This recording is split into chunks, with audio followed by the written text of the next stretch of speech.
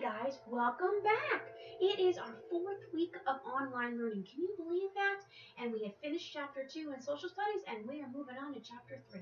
And chapter 3 is entitled Presidents and Precedents. Now I know you guys know what a president is, but do you know what a precedent is?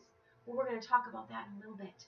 Okay, so let's see, where were we at in our story, in our history? That's right. The 13 states had just got their constitution ratified into a law. So, did they have everything they needed? Let's see. They had their freedom. They had their constitution. They had their laws. Were they ready to be a country yet? Nope, not yet. They're missing something. What are they missing? Yes, they're missing a president. They don't have a president. So, I know most of you know, or all of you know, who the first president was. It was George Washington, that's right. But how did he become president? What was the process of him becoming president? That's what we're going to talk about today. And some of the vocabularies we're going to talk about today are the Electoral College, George Washington, and precedents. All right? So remember, our government is broken down into 3 different branches: the executive, the legislative, and the judicial. Well, in this chapter, mostly we're going to be talking about the executive branch because who's in the executive branch? That's right. The president is in the executive branch. That's right. Now, we had you make a poster for you, a campaign poster to be president.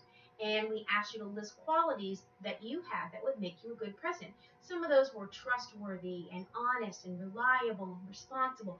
And all those are excellent, excellent characteristics of a president. Now, can you think of somebody back in this time that had all those characteristics and then some that would make a great president? Yes, exactly. George Washington did. That's right. He had every one of those characteristics. He was a general during the Revolutionary War. He served in the Constitutional Convention. He helped write the Constitution, and he did not want power. The kings wanted power. That's one of the reasons they liked being kings, because they got to make all the decisions. George Washington didn't want to make all the decisions. He wanted everybody to be a part of those decisions. In fact, he just wanted to go farm his land on Mount Vernon. He did not want power, which also meant he wasn't greedy. He was generous. It was another great quality that he had in being a president.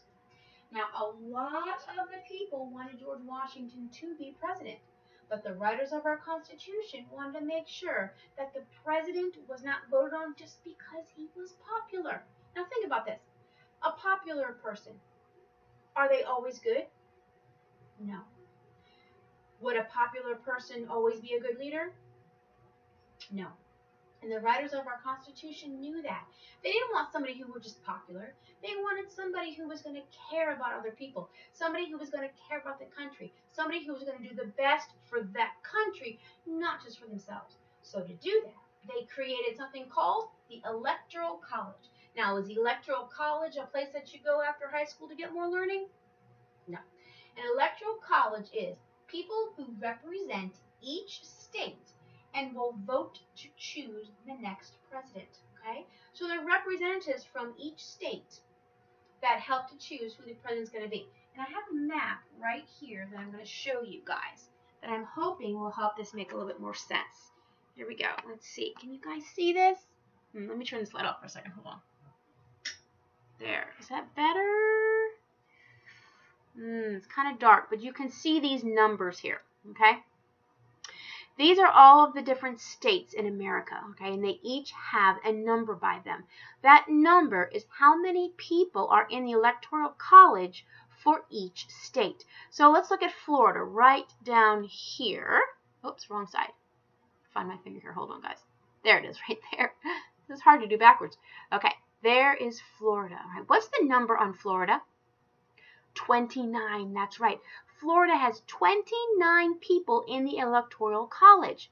Now, let's look at Alaska. How many does Alaska have? Here is Alaska. How many do they have? 3. That's right, they have 3. Now, let's look over here at, on the right side, nope, wrong side. Look over here at California. How many electoral representatives does California have? They have 55, that's right. Now, why do you think California has 55, but Alaska only has 3. Right, because California has more people living there. So the more people you have, the more representatives you get to have in the Electoral College. It's a lot like the House of Representatives. Okay, so back to our Electoral College. We're voting. So we go to an election. Your parents go and they cast their vote and they pick who they want for president on election day. And at the end of election day, they tally up all of the people in Florida and see how many people voted for which president. And then what the Electoral College is, what those 29 people from the Electoral College do, they see who most people in Florida wanted for president, and when they go and vote, they vote for that person.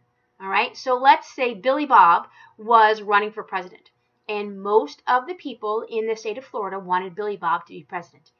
If that was the case, then when these 29 people went to go vote in the Electoral College, they would vote for Billy Bob. And each of these states does the same thing. And that's how the Electoral College works. Okay? All right, so that's how that works. Now, in the first election, when George Washington was there, the Electoral College, they didn't have all those states. Do you remember how many states? 13. There was only 13 states back then. But all of the people in the Electoral College of those 13 states voted for George Washington. That was the first and only time so far that everybody in the Electoral College voted for the same person to be president. Let me turn that light back on so you can see a little bit more. There we go. Okay?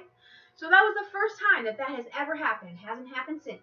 That everybody in the Electoral College voted for the same person to be president. I thought that was kind of cool. Now, being president is a huge job. Do you remember how much time it was, how much work it was, and how long it took to get all those states to agree to ratify the Constitution? It took a lot of work. Well, guess what? Being president is even more work than that. That was a lot of responsibility for George Washington to take on. And he knew that, and he knew it was a big job. And another reason it was such a big job is because he was going to be the one to set a precedent. Because he was the very first president. So he was going to be setting the precedent. He was going to be setting an example for all the rest of the presidents to follow. So George Washington set an example as the first president to show the rest of the presidents what they're supposed to do and how they're supposed to act. That they are supposed to act and serve others and help others, not serve themselves and not help just themselves. They are supposed to help the country, help others before they help themselves to make our country the best. And that was the precedent that George Washington set. Now, here's another fun fact about the presidency. I thought this was really kind of cool. Okay. Leaders of countries and heads of countries have titles like Mr. or Mrs. or Miss. Well, a king has a title too. He has Your Majesty or Your Highness. Well, the writers of our Constitution wanted to come up with a title for the person who's going to be in charge of our country.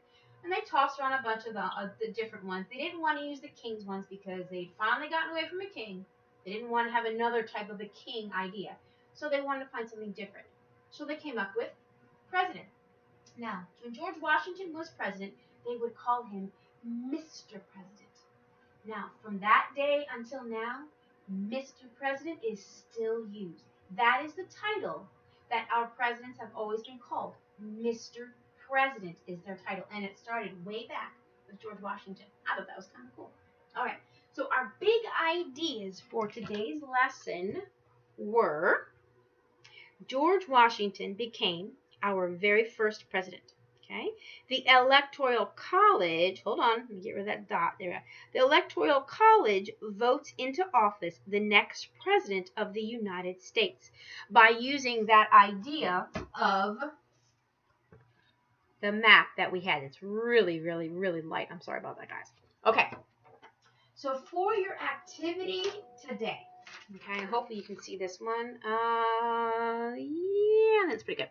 Okay, for your activity today, let me turn that light off, it might be better. Okay. You're going to have 2 sheets to do. They are PDFs that are underneath the lesson, in our website. You don't have to print these out. You can just look at them and write your answers down on a piece of paper and then send us that picture. All right, so this is a picture of states right here, okay? The black lines separate the different states.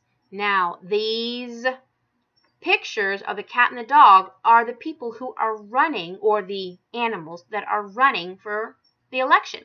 And these little numbers up there, right there, these are the numbers that tell you how many electoral votes are in each of those states. So the first question is, how many states voted? Well, look at the different spaces right here, and you can count how many states voted. Then it says, how many states did how many votes did Carmen Cat get? This, let me get this right, there we go. This is Carmen Cat, and this is Dave Dog, okay? You're going to see how many votes each one of them got. So we're going to go with Dave Dog first. So right here in Arizona, it says, this is the picture, which animal did Arizona vote for? They voted for Dave Dog. So how many votes does Dave Dog get right there? I believe that says 11. Yes, 11 votes. Okay, let's look at New Mexico. Who did New Mexico vote for? Yes, they voted for Dave Dog too. How many votes do they get from the Electoral College? 5 votes, yes. Oklahoma. Who did Oklahoma vote for? Dave Dog, that's right. How many electoral votes does Dave Dog get from Oklahoma? 7 votes, that's right. Now Texas. Who did Texas vote for? Did they vote for Dave Dog? No, they voted for Carmen Cat. So would Texas give any votes to Dave Dog? No. Their electoral votes would go to Carmen Cat.